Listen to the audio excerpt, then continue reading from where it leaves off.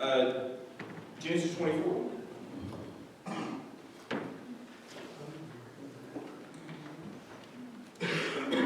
Genesis 24.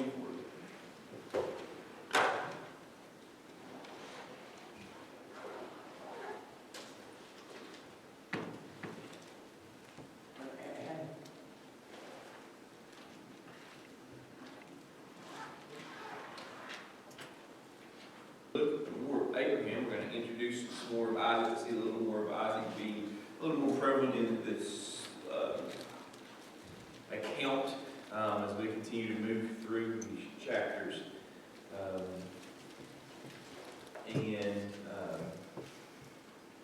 Looking at today, will versus will, and we'll see in chapter 24, first of all, sensitivity to God's will, and more, I guess, kind of Abraham's instructions that he gets that are directed from God, and Isaac's response to those things, and some of the things kind of going forward.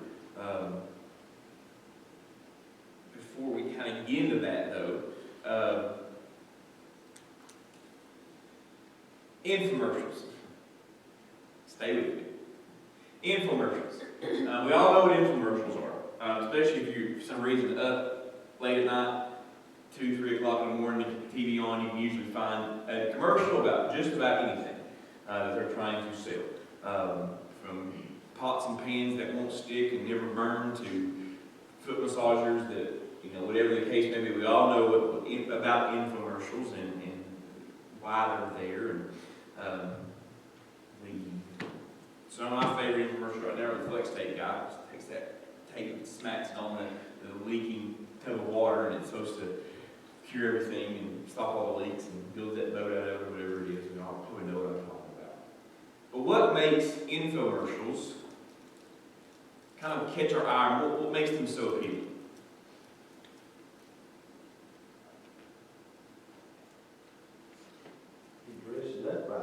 Exactly, right? They really dress it up here. They really make it like, I've got to have this, right? My life is, you just can't get, the only way to get better is if I have this product that's going on right now. And that's the part of the advertising, right? That's why they do these big things and they build boats out of tape and Flex Seal and that kind of stuff. That's why they do that, to get your attention, to make it look very appealing, because they present the case to you that you have to have this product, right? Your life it will get so much better when you have this product. Now, interesting fact, infomercials, the way they're created and the way they are presented is actually based on some pretty good science.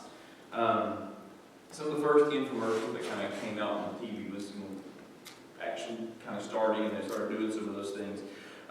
They based the way in which they gave you the commercial, the music, the guy that was overly, kind of over the top talking about it and kind of amazing things that products can do. It's all based on some neuroscience. And the goals of the infomercial is to raise your dopamine levels in your brain.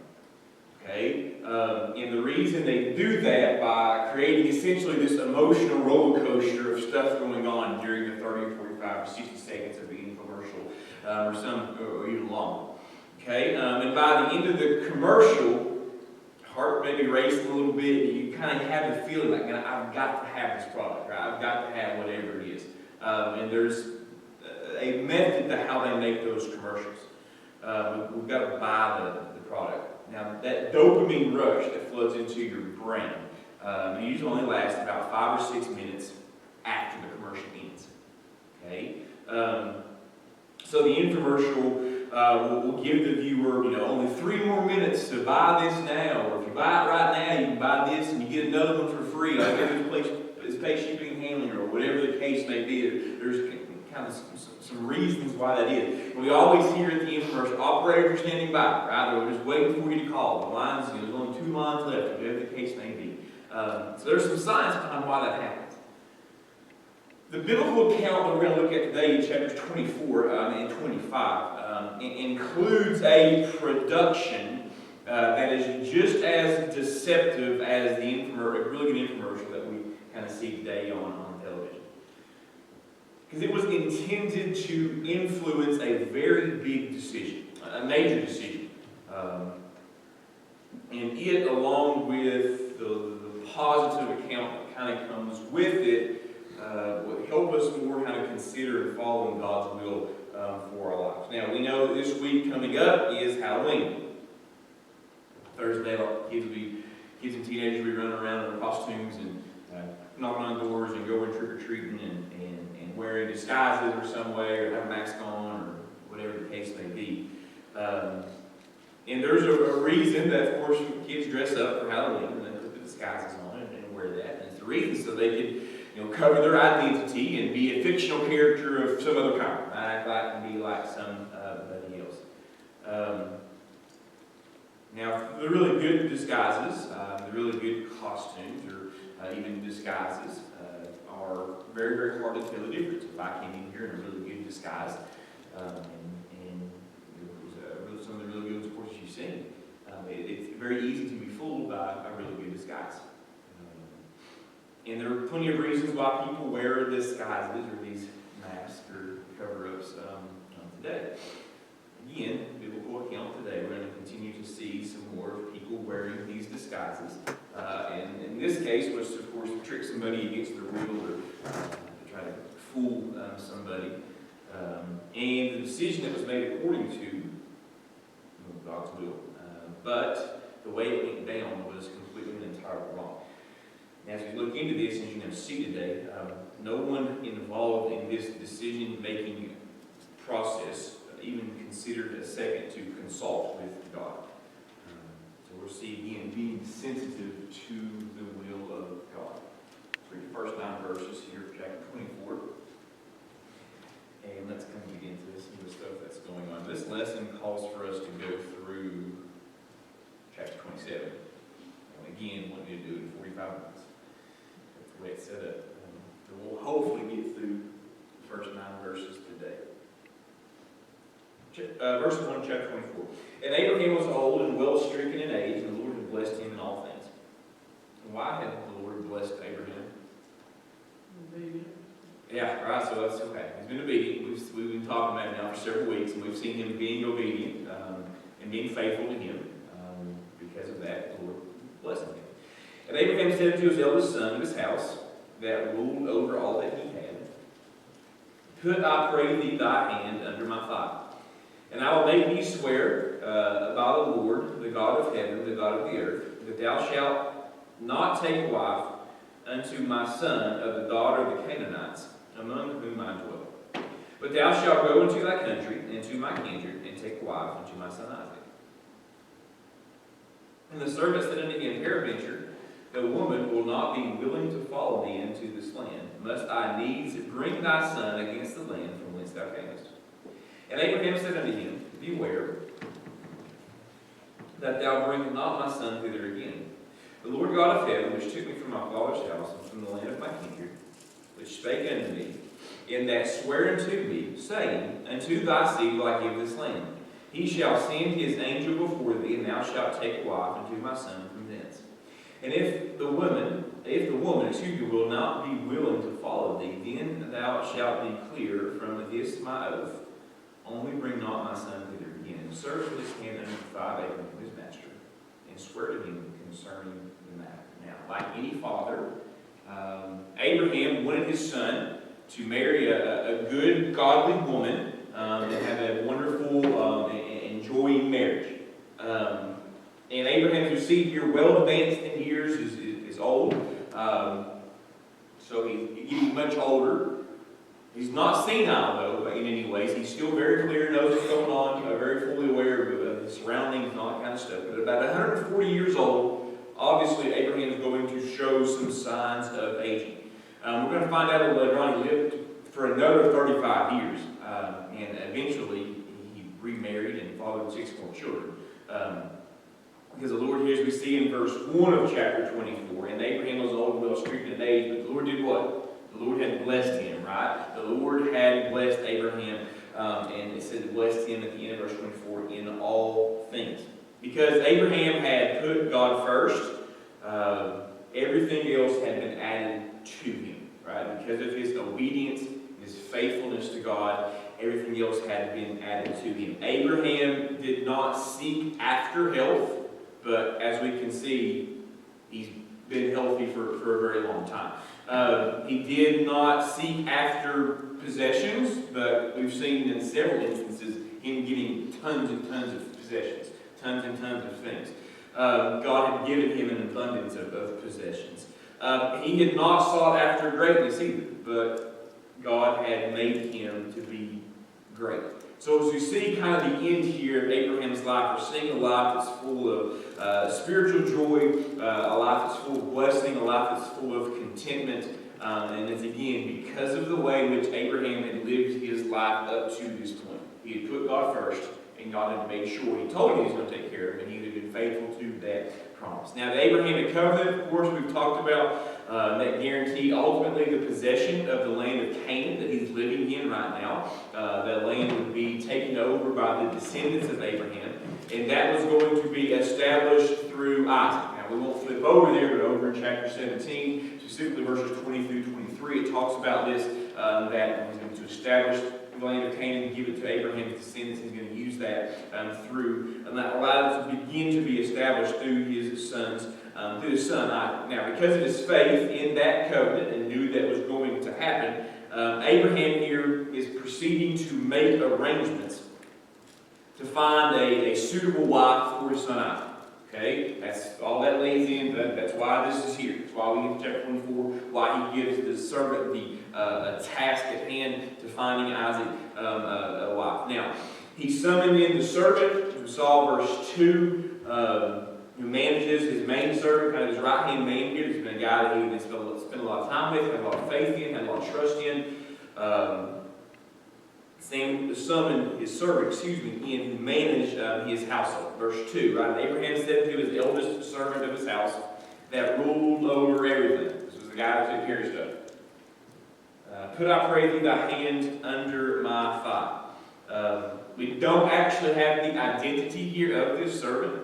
There's a lot of, some of the commentaries and things I looked up this week, a lot of people think that it's Eliezer. If you flip over to chapter 15 with me real quick, just to kind of show where that comes from, and it just pulled out of nowhere. 15 verse 2. And Abraham said, Lord God, what will thou give me, seeing I go childless, and the steward of my house is Eliezer of Damascus? So there's a lot of people think that's probably who this was. Don't see it anywhere else, don't know for sure, but that's somebody he's been very, very trustworthy in. Brings him in and has a job for him to do. Right? Verse 3. We see here the seriousness by which Abraham was taking this decision on God's will for having a wife for Isaac.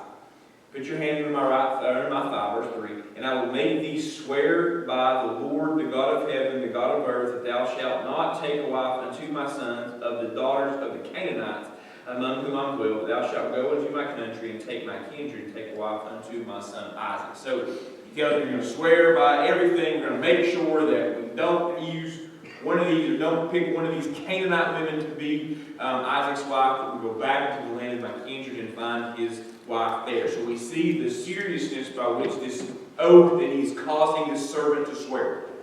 The hand under the thigh, that's just a ritual thing that they did that was kind of showed by placing his hand under his thigh. It showed that it was a very important decision that was going on. Abraham wanted the servant to take a lot of care and make sure he saw the seriousness by which he was wanting him to start this quest essentially to find Isaac a wife. So we see that Abraham is being very, very serious here, right? He's really made his servant swear by the Lord, the God of heaven, the God of earth, but he would not take a son from these Canaanites. Now, if Abraham had been influenced, okay, this is just if Abraham had been influenced by the worldly considerations, would he have preferred Isaac to marry a Canaanite woman? If he was doing worldly things, following after, kind of being influenced by the worldly constraints around him, would it have done him well to use a Canaanite woman? Yeah. Absolutely. Why? Exactly. He was in the land. He would have been part. Then he would move into the family, and he would given access to some of that father's land, or been given to people portions of it, whatever the case may have been. So there would have been presently, just right now, being very, very beneficial, for Isaac to take in that woman. But again, acceptance into whatever culture it would have been, would have been influence, would have gotten probably a very big, large dowry, would have gotten land as well. But Abraham knew that he was not to compromise his family by having this unholy alliance with the pagan people, with the pagan Canaanites. Okay? He was not going to arrange a union with his son and the daughter of one of these Canaanites because of their pagan. In fact, they were pagan. Isaac's bride would have to be a believer in God. Would have to be a believer in Jehovah. No other way around. Okay? That had to have been the case. So, the servant here wondered and asks Abraham if he should actually use and take Isaac with him back to Mesopotamia. That's where Abraham came from. In the event that there wasn't anybody there. There wasn't any suitable brides there to take Isaac. To make the trip back from Mesopotamia to Canaan. Okay, it would have been quite the trip. If this guy shows up and not having Isaac and says, hey, I'm here to find Isaac, a bride, and I need you to travel this long ways back with me. And I would imagine not a lot of dads would have been up for that, right? I would imagine not a lot of daughters would have been up for that either. Not having putting eyes on Isaac and kind of seeing, first of all, what he looked like, and if he was attractive enough, and where it kind of came from. All the things you know probably would have happened. So the servant here has a pretty good reason. Probably need to take him with me and maybe just at least look at him for a second. So as we see though, but as we get to verse 5, we see that Abraham though is pretty adamant in his forbidding of Isaac to go back to the homeland with the servant. And he said, and the servant said to him, peradventure the woman will not be willing to follow me unto this land, unless I need to bring thy son against unto the lands from which thou camest. Abraham said unto him, beware that thou bring not my son thither again. So Abraham is, the servant here is just trying to plead the case of having Isaac go with him. And Abraham's pretty adamant in forbidding Isaac to go to Abraham's homeland. And why do you think, what's the reasoning here? Why does Abraham not want Isaac to go with the servant? Now again, in the servant's defense, I think this makes a whole lot of sense. Right? Abraham's been gone for quite some time from his homeland. We don't know what Isaac looks like. He could be, you show up, I'm just putting myself as going to be a dad of daughters, and some guy shows up and says, hey, I want to take your daughter back to meet my son, and I'm thinking, obviously, I'm quick in the face, that's not going to happen, but not being able to see the son first, there's going to be cause for concern there. But Abraham is adamant. He's adamant about not taking Isaac with him. Why do you think that is? Because he figures he might go back to that land on purpose, stay there. Okay, you think he might go back there and find some good-looking woman and just stay there. Okay, and perhaps he wanted to make sure that Isaac stayed in the promised land. Maybe get back in there and see some family members and some distant cousins who he finds the woman and she talks him into staying there, and then he can't be in the land of Canaan. So we can see why Abraham here is pretty adamant about making sure that he stays in the promised land. Okay, he wants to make sure Isaac stays in the promised land because God told him that through Isaac that they would start to take over the land that was promised unto. Canaan was the land that the Lord swore to give to Abraham's seed. Abraham said that an angel would prepare the way for the servant and that his mission would be successful. The servant would be free of his obligation to Abraham if the woman would not come back to Canaan with him. But he did not envision failure because this was God's will. Right? Verse 7. The Lord God of heaven, which took me from my father's house and from the land of my kindred, and which spake unto me, and that swear unto me, saying, unto thy seed will I give this land. He shall send his angel before thee, and thou shalt take a wife unto my son from thence. And if the woman will not be willing to follow thee, then thou shalt be clear from this my oath. only bring not my son thither again. Okay, so Abraham tells him, that's God's will, God wants you to take care of it. If the woman does not want to come back, then you're free of the oath that he is making him swear at his people. Okay? Abraham wanted the servant to share and have the same confidence in God that he had. Right? Just like Abraham taking Isaac up to offer a sacrifice, he knew that God was going to provide. He was going to raise him back up from the dead, have something there, whatever the case may be. He was going to follow God because God had told him to do this. Same instance here. Abraham is going to, because of the will of God, going to follow God's will. And he's wanting the servant here to have the same confidence in his Lord that he has. Okay? So that's why he doesn't want him to go, why he tells him that God will take care of the need or take care of the situation. When we doubt God, we influence other people to doubt God as well. Say that to you again, and if I've lost you, come back to me for a second. When we doubt God, we influence other people to doubt God as well. When we have an uncertainty in what He's doing, then we're going to cause the people around us to have that same uncertainty. When we trust God and trust Him fully, we encourage other people to do the same. Our doubt leads to other people's doubt, and our encouragement can lead to other people's encouragement and trusting, or our trusting God can lead to the encouragement of other people trusting in God as well. That's what Abraham is doing here.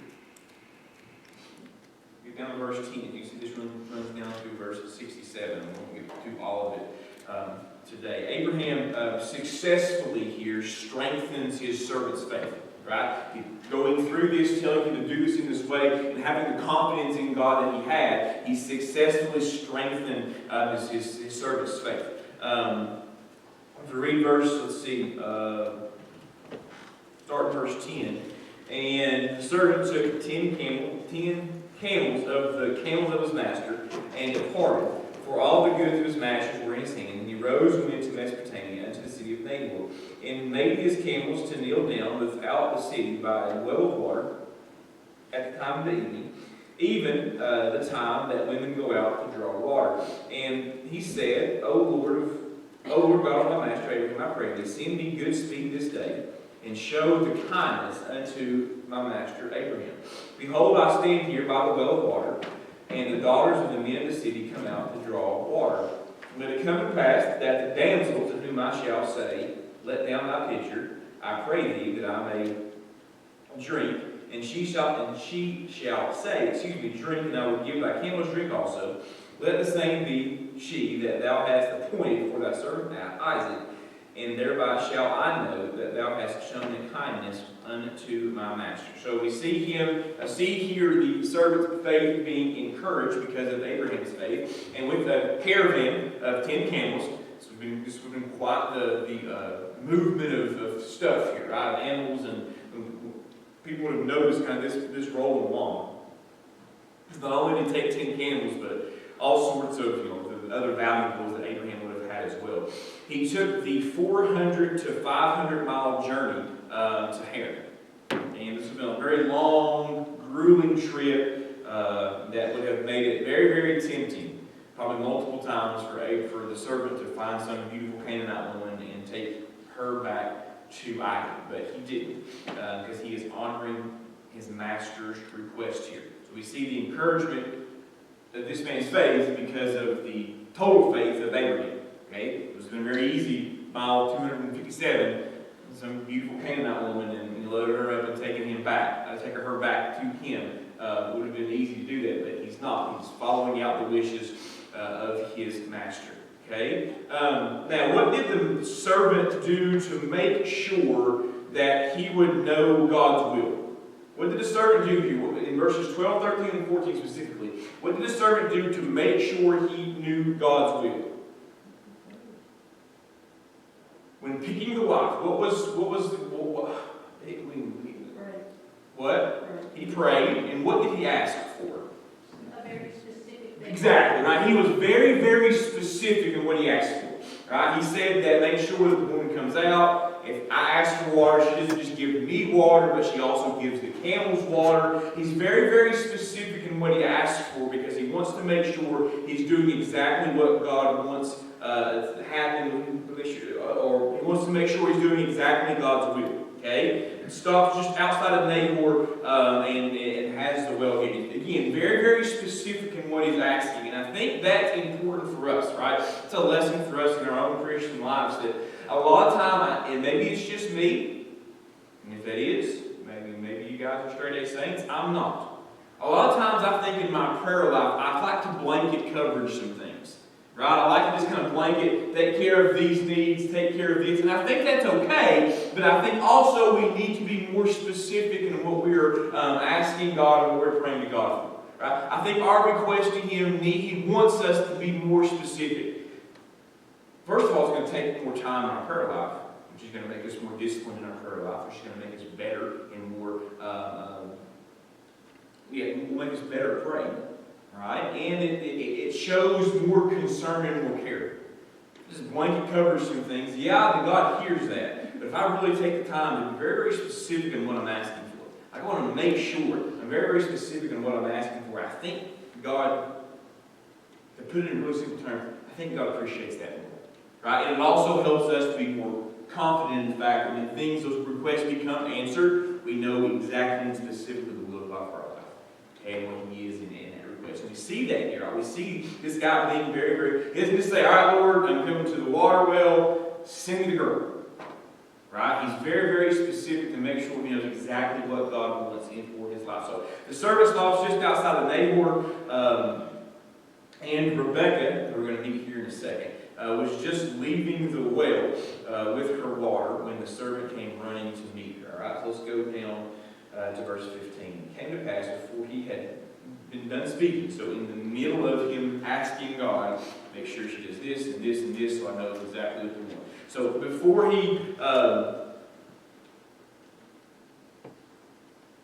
it came to pass before he had done speaking, that behold, Rebekah came out, who was born to Bethuel, the son of Milcah, the wife of Nahor, Abraham's brother, with her pitcher upon her shoulder. And the damsel was very fair to look upon, a virgin, neither had any man known her. And she went down to the well, and filled her pitcher, and came up. And the servant ran to meet her, and said, let me, I pray thee, drink a little water of thy pitcher. So we see stopping, hadn't really even got done asking God yet, right? This is kind of the way this reads here, that Rebekah shows up. And Abraham's servant sees her and goes running to meet her. Like, he doesn't just kind of casually stroll down here. We actually see that he takes off in a run to go and meet her. Now, these two people, complete and total strangers. Right? Rebekah and this servant, completely, had never seen each other before. Complete and total strangers. But through the guidance of God, brought these two people together. Now, the servant's sign that he had requested of God is a test here of this young woman's qualities and of this woman's character. He was going to ask her for a drink of water, and then when he asked, how is she going to respond? How is she going to treat a very, very dirty, stinky, travel-worn, weary stranger? Right? How is she going to treat him? Is she going to be kind to this person and volunteer the water not just for this man, but then going and helping drink or feed or water 10 camels? We know how much water camels can consume. She's going to offer to help water these 10 camels as well. This would have taken a lot of time. This wouldn't have been something that she would have to draw the water out and water the camels. This would have been a pretty quiet undertaking for this young lady. Was she going to be the kind of person that would do that? Or would she be that energetic? Would she be that gracious? And we see verse 18 down to 21 how that she responds. And she said, drink, my Lord. And she hasted and let down her pitcher upon her hand and gave him drink. And when she had done giving him to drink, she said, I will draw water for thy camels also until they have done drinking. So not only is she going to get some water out, she tells them, I will let them get as much and draw the water out of them until they are completely satisfied. Right? We know the camels in those big humps do what? They store water. That's what they're big fat things. That's what they are. They hold the water there. They go a long, long time without drinking. They've traveled now for 500 miles. They've been a long, long time. They're going to have to restore essentially those. This would have been quite the undertaking for her to do. And she graciously, as we saw, says that she would let them drink until they are done drinking. Verse 20, and she hasted and emptied her pitcher into the trough and ran again unto the well to draw water and drew for all his camels. And the man, wondering at her, held his peace to wit whether the Lord had made his journey prosperous or not. So we see her now going, retrieving water, pouring into the trough, going back and going over and over and over again. The woman responded with hospitableness. She quickly lowered her pitcher to give the servant a drink, offered it to the camels, and while Rebekah was watering the camels, or while she was going back and forth for watering these camels, the servant silently just kind of watched her. Say anything to her, just kind of observe what she was doing. Wondering here if God was then fulfilling his search for a wife. Now, put yourself here, just for a second, put yourself in the servant's place. Right? You see this beautiful woman serving and working as hard as this woman was, doing exactly what you had just asked the Lord to show you to. Would you even bother asking who she was or whose family was she from? Okay? Probably not. See this going on and going, this is a pretty specific thing that I just asked for 20 seconds ago. It's exactly happening. But we see the servant here not getting overly anxious. Okay? He still needed to ask the woman about her heritage, kind of see where she was coming from. He could not base his decision on how good of a worker that she was, and even with probably the joyousness, I'm sure, and that she was doing it with. He wanted to make sure that he was satisfying and honoring God's will entirely and completely. Verse 22, so he asked here who the daughter is, who she is. And it came to pass that the camels had done drinking. The man took a golden earring, a half a shekel weight, and 2 bracelets for her hands of 10 shekels weight of gold, and said, whose daughter art thou?